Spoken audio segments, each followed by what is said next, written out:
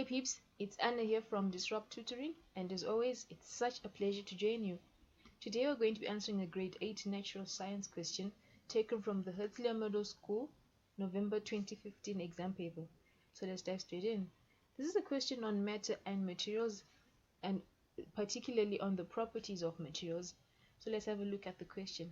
The question reads, substance that does not allow the flow of electrons easily is A, a conductor, B, an insulator, C, a metal, and D, a plastic. Substance that does not allow the flow of electrons easily is called a what?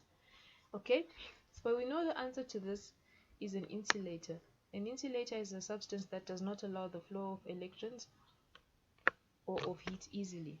But let's have a look at the other options and see why they're not correct. Okay, the answer is not conductor, because a conductor is an opposite of an insulator. This is a substance or material that actually allows easy flow of electrons.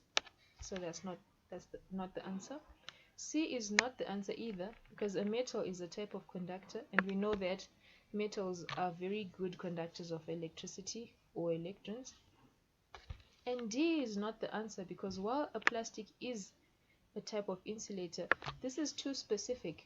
If they had given 4 different specific type of materials, like say zinc, copper, aluminium, and plastic, then you would have chosen plastic, because plastic is an insulator, but it's not the only substance that does not allow the flow of electrons easily. Okay, so that's why D is incorrect. So our answer here is insulator.